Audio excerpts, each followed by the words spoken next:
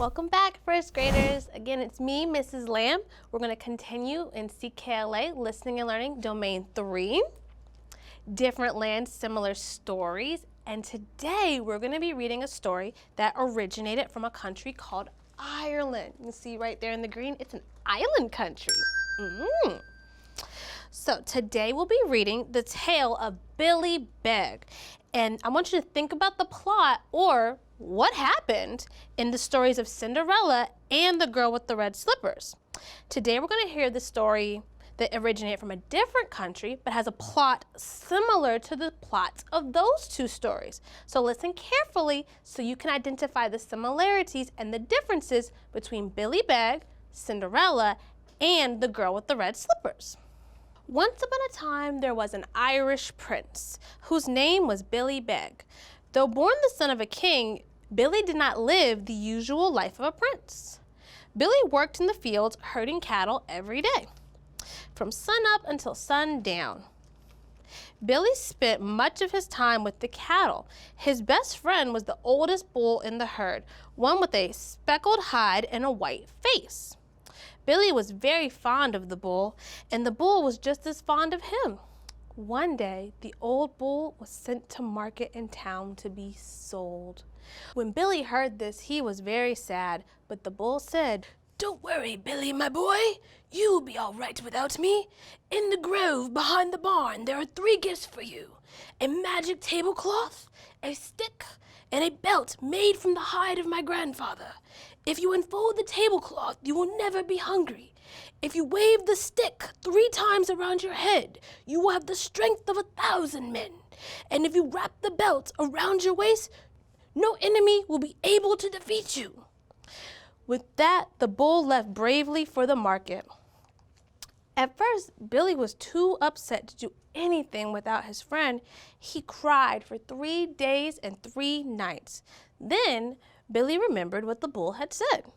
When the sun rose the next morning, he went to the grove behind the barn and pulled up the tablecloth from beneath the tree. When he unfolded it, he found it covered with delicious food and drink. Billy ate and drank until his stomach was full. Next, he grabbed the stick and the belt the bull had left for him. Then he set off to make his way in the world. He walked on until he came to a fine old house. He knocked, and an old gentleman came to the door. "Excuse me," said Billy, "I was wondering if you have any work." "As a matter of fact," said the old gentleman, "I do need someone to watch over my cows, pigs, donkeys, and goats, but—" "I am the best shepherd you'll ever see," Billy interrupted.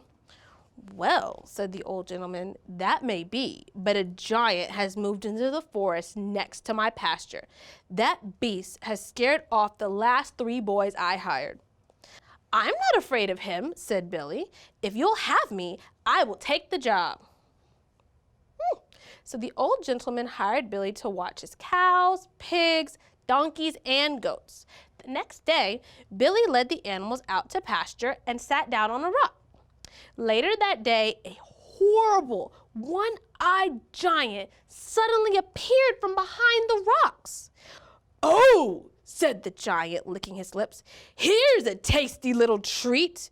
You're too big for 1 bite, but not big enough for 2. What should I do with a tiny morsel like you?" Billy fastened on his belt and grabbed his stick. He swung the stick above his head 3 times to give himself the strength of 1,000 men. It was a terrible fright, but finally Billy swung the stick and thwack! Sent the monstrous giant flying off the cliff and into the sea. When the old gentleman heard that Billy had driven away the giant, he patted him on the back and told him, "You're a fine boy. I'll double your wages." So Billy became a herdsman. He kept watch over the old gentleman's animals and served him well. Then one day, the old gentleman came out of his house and yelled to his coachman, "Get the carriage! Saddle up the horses! I'm going to town!" "What's the occasion?" said Billy. "Haven't you heard?" the old gentleman said. Billy shook his head. "A terrible dragon is in the village," explained the old gentleman. "The dragon has demanded the king's own daughter, the princess, as his prisoner. Unless the king's champion fighter can defeat the dragon, the poor girl is as good as gone. Oh, said Billy, concerned. That poor princess. The old gentleman got into his carriage and sped off to the city. Lots of other people came on horseback, in carriages, and wheelbarrows. Billy decided that he would go and fight the terrible dragon if he had to. Well, how nice of him. Billy dressed himself in an old suit of armor that belonged to his master. Then he buckled his special belt securely around his middle. When he was dressed, Billy slipped on his boots, grabbed his magic stick, went to the stable where he mounted the brown mare and rode bravely into town. Thousands of people had come to see the king's champion face the dragon. Billy saw the champion in the center of the crowd, pacing up and down, back and forth, dragging his heavy sword behind him. Next, he caught a glimpse of the princess, gathered with her maidens at the front of the crowd. She was certainly beautiful, but looking just a little bit nervous. Wouldn't you be? Just then, there was a fearsome roar. The dragon rose up out of the sea. He had fiery eyes with smoke billowing out of his nostrils and giant flames pouring out of his mouth. The king's champion turned white with fear. He dropped his sword and ran away. When the princess saw the champion had fled, she began wringing her hands and crying, "Oh, please," she called out, "won't someone save me?" At first, no one made a sound. Then Billy Begg stepped out of the crowd. He wore his borrowed suit of armor. The helmet and visor were just big enough to completely cover his face, so nobody knew who he was, not even the old gentleman. "I will fight the dragon," Billy said. The princess and all the people stared with wide eyes. The dragon charged at Billy, shooting fire from his mouth. Billy dodged the flames. Then he swung his stick 3 times around his head. It was a terrible fight, but in the end, Billy Begg defeated the dragon. There was a great shouting and applause. The princess ran up to thank the mysterious knight, but Billy Begg mounted his horse to ride away. The princess reached out to stop him, but as his horse galloped away, she could only grab hold of one of his boots, which slipped right off his foot. Wait, didn't we hear that already? No. That can't be. Billy Begg rode back to the old gentleman's farm. He took off the suit of armor, put the mare back in the stable, and tossed his other boot into the haystack in the barn. When his master came back the next day, he told Billy everything that had happened. "Isn't that amazing?" said the old gentleman. "I should say so," said Billy.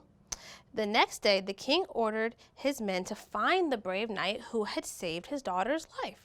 The king's men went from house to house, trying to find the man whose foot fit the boot the princess was left holding. It took several weeks for them to make their way out to the old gentleman's farm. The king's men had all the servants try on the boot. The coachman stuffed his big foot into the boot, scrunching up his toes to make it fit. And the cook put his heaviest wool socks to try to fill the boot. No one thought much of Billy Begg, but when he slipped his foot into the boot, they all saw it fit him as well as his own skin.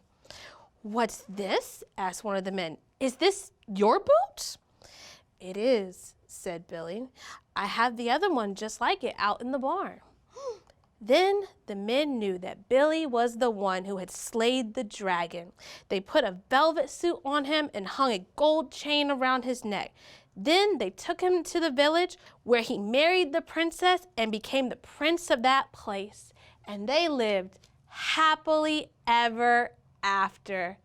That was so wonderful. I'm so glad that Billy ended happy. Let's take a brain break before we answer some questions about the story we read today. So for today's brain break, I want to play the wiggle card game with you. So I'm going to show you the card. Matter of fact, I want you to try and read it, and then I'll tell you what it says, and we'll do what's on the card. All right, so here's the first one. Okay, so act startled. All right, here we go. I think that felt like more fearful. Let's try again. Act startled. There we go. That's startled. Okay. How about, and go. Pretend to blow up like a balloon. Pretend to blow up like a balloon. Okay, let's go.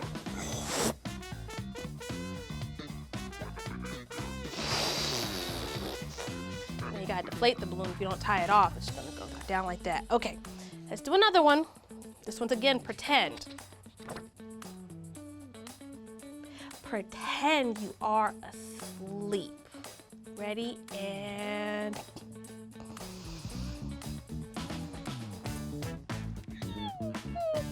just a little quick nap, quick pick me up. Okay, and last one. Return to your seats. Yes, go on, head back to your seats. It's time for us to keep on going. Okay, so today in the story of Billy Begg, we heard about our character Billy and his adventures and what led him to his, I won't spoil it for you, but his ending. So I do have some questions for you. The first one is, if you remember, Billy had a friend. He gifted him with the stick, the tablecloth, and the belt. What happened to Billy's friend, the bull with the white face? What happened to Billy's friend? You're right, that was sad. His friend was sold to market. Billy did go on some awesome adventures after his friend the bull was sold, one of which was killing the giant, and the other was slaying the dragon. And when he slayed the dragon, he saved the princess. But how does the princess figure out who saved her? You're right again. His boot. The boot fit. So she figured out who saved her because the boot fit. All right? Good job. Now this is a thinking question. This one's a little bit long. Are you ready? Okay, so at the end of the Cinderella tale, Cinderella becomes a princess, as does Rhodopis at the end of The Girl with the Red Slippers. Is the ending in this story similar to or different from those endings? So this is going to require you to do some heavy thinking. You got to think back to Cinderella, think back to The Girl with the Red Slipper, think about Billy Begg, and decide, are the endings similar or mostly the same, or are they different from one another? So just think for an extra minute, pair up with somebody if you can, and then you can share with me what you think the answer is. Yes, you're right. The endings of all three stories that we've read so far are very similar. All of our main characters, say it with me, lived happily ever after. So to this question, we would say that they are similar. The endings of these three stories are similar. They lived after. They lived happily ever after. That is so wonderful. I hope that we all get to live happily ever after too. I do have a word I want to work on with you that comes from the story, and that word is monstrous.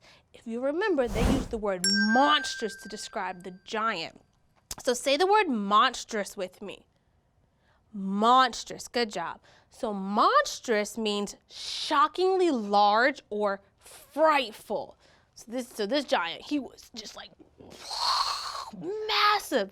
According to the story, he is, say the word one more time, monstrous. Okay, so let's do some examples and you'll tell me, is the thing I mentioned monstrous or that's not monstrous? So the first one I have for you is a baby chick. A baby chick is monstrous or a baby chick is not monstrous? Yeah, a baby chick is not monstrous. They're so tiny, they can fit in your hand. There's nothing monstrous about that. What about a tornado? A tornado is monstrous or a tornado is not monstrous? A tornado is monstrous. to be very careful in those kinds of situations. How about a great white shark? A great white shark is monstrous, or a great white shark is not monstrous? A great white shark is monstrous. Generally speaking, we don't live near large bodies of salt water, so we're probably safe from great white sharks, but just in case, be mindful. They are monstrous. Okay, 6 book reports for homework. 6 book reports for homework is monstrous, or 6 book reports for homework is not monstrous? Oh, absolutely. 6 book reports for homework is monstrous. That's scary to me. Wait a minute, what do you mean 6? Oh my gosh. All right, one more. 1 math worksheet. 1 math worksheet is monstrous. 1 math worksheet is not monstrous. 1 math worksheet is not monstrous. Now, it might be difficult and you might need help, but it's not monstrous. And I promise somebody will definitely be willing to help you. Well, guys, you have done awesome in reviewing the word monstrous with me and in talking about our story of Billy Begg and connecting it back to the girl with the red slipper and Cinderella. And we got to see how all these characters were able to live happily ever after, some with a little bit of magic, some without. But that's all I have for you today, guys, so bye.